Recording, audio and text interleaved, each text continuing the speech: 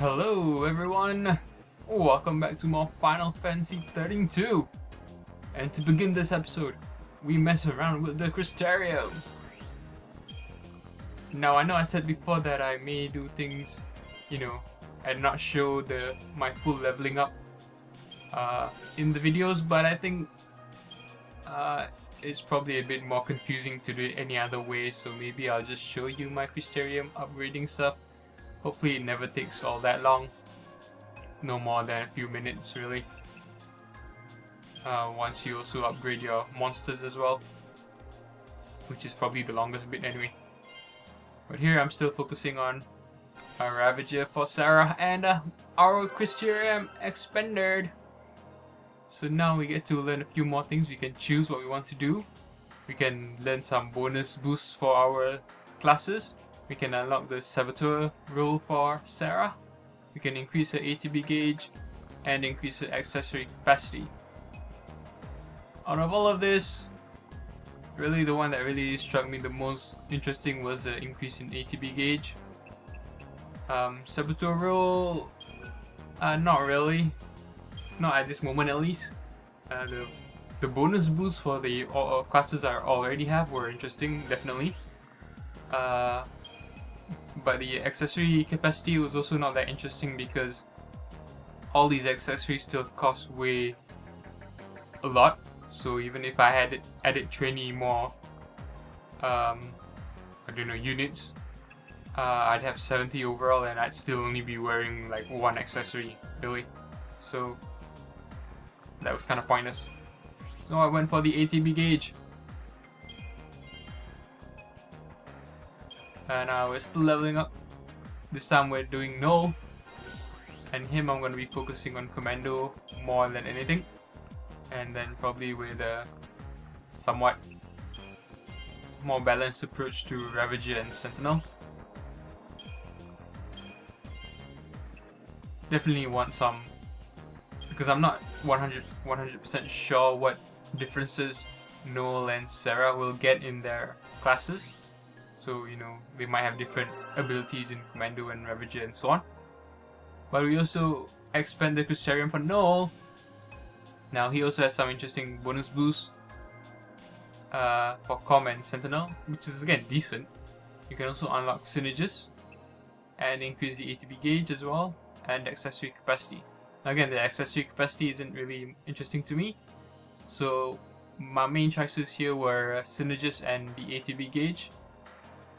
I guess there's really no right or wrong answer here. I chose the Synergist just because I wanted, to have the ability to, cast Shell and Protect and whatnot.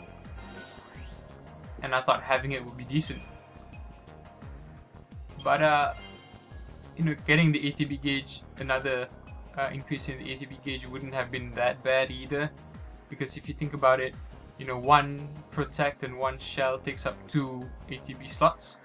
So if I increased my ATB gauge to 4, that means I could cast Protect and Shell in one go. Where now I only could cast Protect on one person, and then I have to cast Shell on them, and then move on to the next person, cast Protect, and then cast Shell. Whereas if I had 4 ATB gauge, I could, like I said, cast Protect and Shell in one go. Now I'm also upgrading some of my monster abilities. Now the thing here that I think is decent, I guess, is that you always kind of want a mixture of robotic monsters and biological monsters, so that you can spread out the upgrading between the two. So here it's decent that my Ravager monster is a robot, so that he can use the robot upgrades, and the other two I'm focusing on are biological ones, so I can just upgrade them with the biological upgrades. So hopefully that's all good for you guys, and let's continue our journey.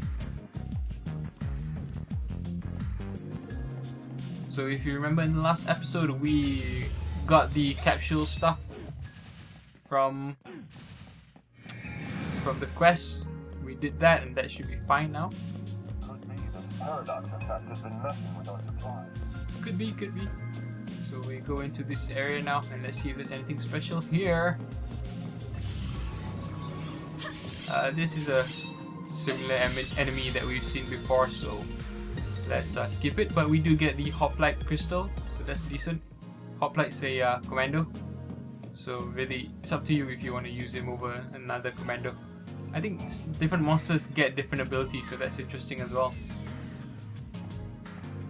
And here we get some mana droplets. You want to pay attention to some of the upgrades. Oh well, we'll listen to this cutscene first. About Alyssa, you think we can trust her? It does kind of feel like she's using us, huh? That's okay. When I was a kid, I knew a guy around the same age. We didn't get along too well. He was always trying to get me to do his share of the work. Then one day he asked me to go hunting with him. I refused. I'd had enough of being bossed around. So he ended up heading out alone. And that was the last time I saw him. If I had just sucked it up and gone hunting with him, he might still be alive. No. It's kind of... So, now I just do my best to help It's out. kind of interesting where It's if better you... than dealing with the alternative. Depending where you go and walk in an area, you might get some live events, live triggers. So that was that, and we have another gate here. So we've seen 2 gates in this area. It's another gate. Are these all linked to different time periods? If that's true, the timelines must be pretty tangled. Alyssa, when did these portals first appear? Well, no one can say for sure. It's like they'd always been there, and one day we finally noticed. So they took everyone by surprise. Either that or someone's been hiding them. What are these gates anyway? These gates. What are they and why do they appear? What does the Academy think? What does the Academy make of all this? Everyone has their own opinion on this particular subject. Are they portals to another world, or just basic teleporters? We know they have a powerful warping effect on the surrounding area's temporal stability. It's not working. Let's go find an artifact. Forgive me if this video is a bit glitchy. I hope it comes out okay, but He's the strong one. for not some me. reason I've had trouble, rendering this video and putting it into my video player and basically recording all this commentary.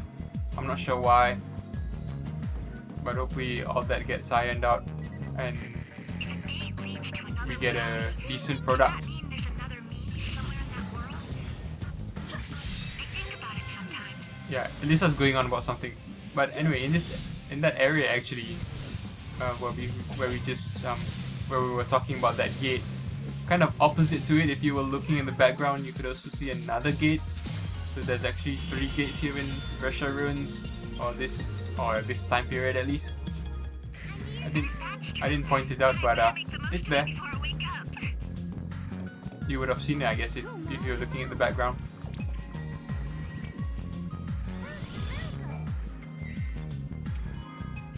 A ruined bracelet. Now I've forgotten what I was talking about before all of this began, so let's just go with the flow, I guess. As you can see, even with well, Noel would have been a bit decent, I guess, if I gave him a bit more accessory capacity, but never mind that.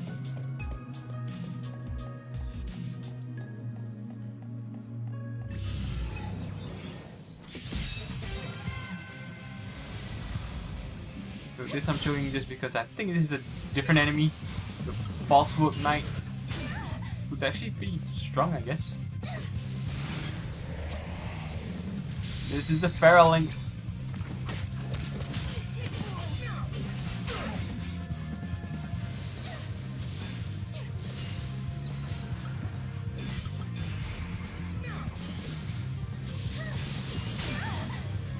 You You see, he doesn't take much damage, so you gotta stagger him.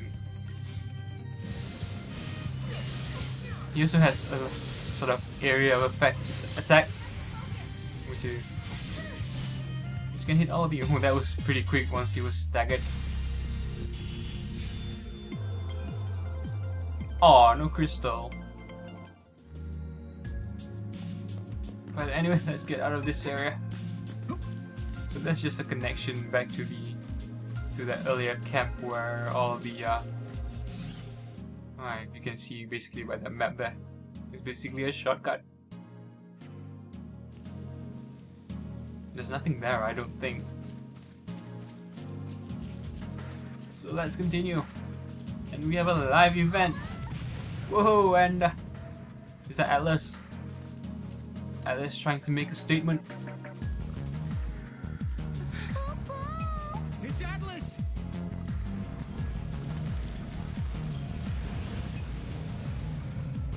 So Atlas is just chilling. We've detected a large energy surge in the center of the ruins. Another unknown device has appeared. Did the device appear along with Atlas? If Atlas is a weapon built by humans, they must have designed a way to stop it. And that machine showing up is no coincidence. Right. Two choices. We try that new device and hope it controls Atlas. Or do it the old-fashioned way and fight him head-on. No regrets, no looking back. I don't really think this life trigger affects anything.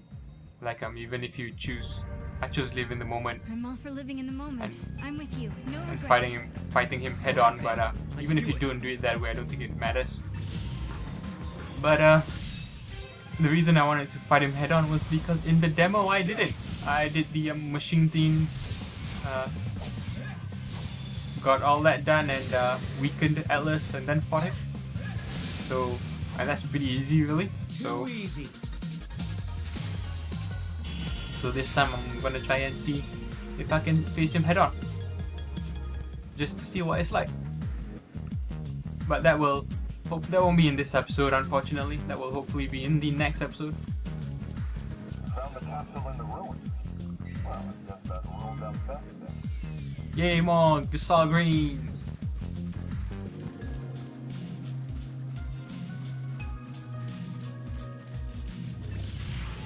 I skipped this battle because it's again a familiar one. So yeah, any familiar battles with enemies we've seen before and so on, I'll be skipping. Chocolina. Could be this paradox effect is messing with our supply.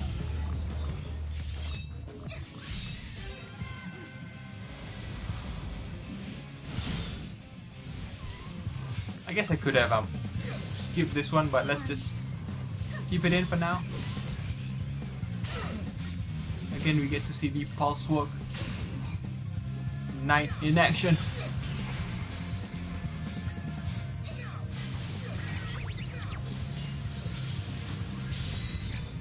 And we get to see a furling.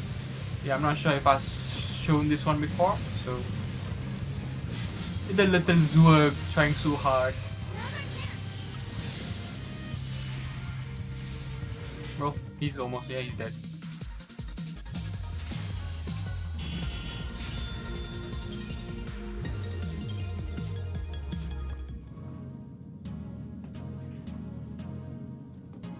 So, yeah, I get confused sometimes after battle. So I know this is where we face a Cie'th in that other mission we took. And I know he has magic attacks, so let's equip the rune bracelet on Sarah. Actually, was that right? I'm not too sure anymore. But let's fight him. Yeah, for some reason I couldn't get a preemptive strike on him. Oh well. So this is our first Cie'th, Ghast, that we meet in the game.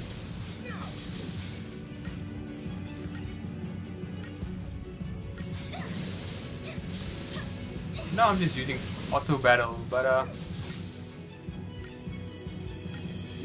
I'm assuming that's not going to be efficient anymore, because maybe it's different from Final Fantasy 13, but in 13 it usually was you'd usually specify an attack once you've like done it before, because the game will sort of automatically check out the weakness of an enemy and focus whatever attack you have.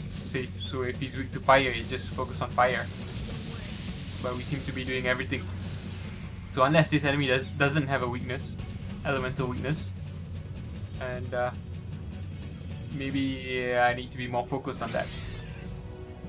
Oh yeah, and this Giddy Cloud Feral Link is kind of pointless. Yeah. You know, I thought it was going to be a healing sort of Feral Link, but no, it's just some random weak attack.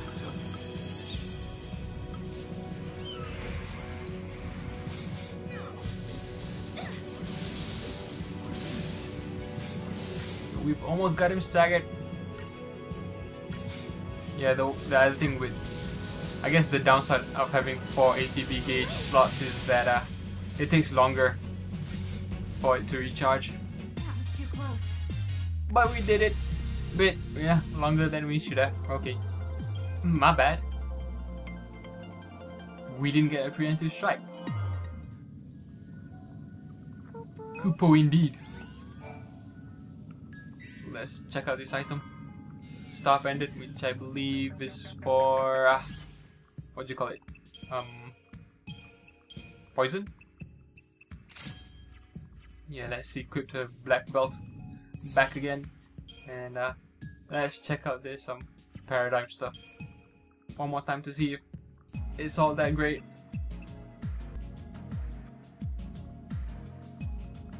So I still have, I think it's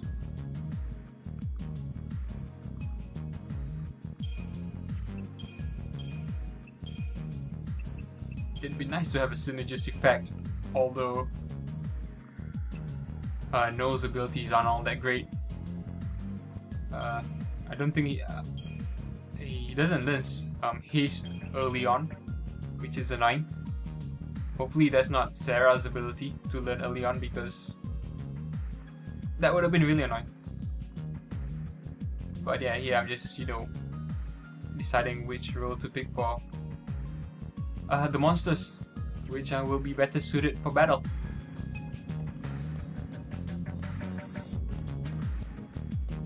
And we have a live event. Hey Noel, is Atlas used in some war that happens in the future? Let me think. Yeah, I remember this. Are you forgetting stuff? My memories are unreliable. There are events I should remember, but my memory is hazy, like I'm seeing them through fogged glass. But not this time. I remember this one. There was a war, hundreds of years before I was born. That's when Cocoon So in the crashed future, Pulse. Cocoon fell to Pulse during a war. What should I ask Noah to clarify? Well, let's talk about this crystal pillar.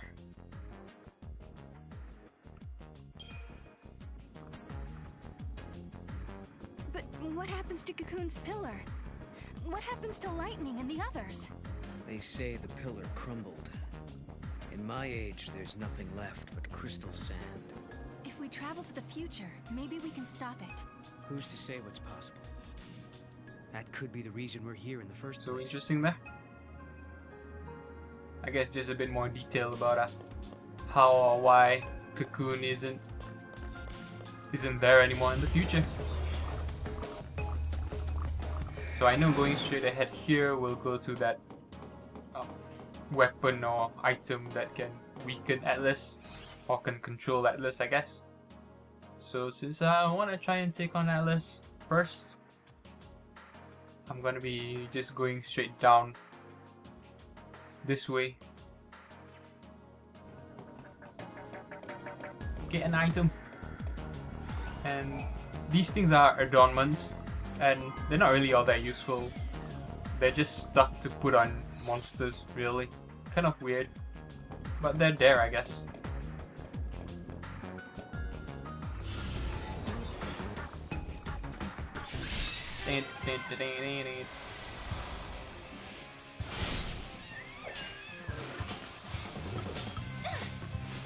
showing more battles.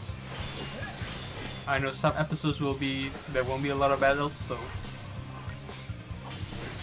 cutscene heavy, so we'll just focus on the battles. Oh, and we get quite a few spoils. Sweet.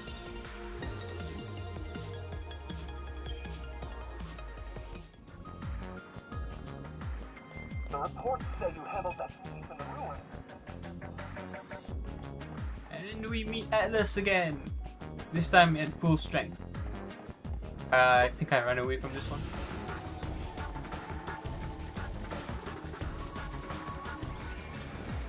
Phoenix down. Okay, so this will be the last thing I do in this episode. Talking to Chocolina.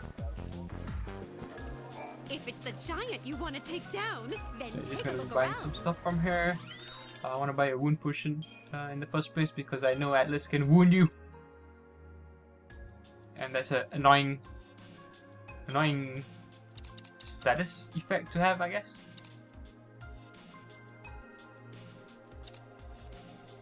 What else? Still got the same accessories and weapons. I guess I could get some monster upgrade stuff. Nothing too special, but it's not that expensive. So that's all for this episode. Thanks for watching and see you later. You know I'm counting on you. Everyone is.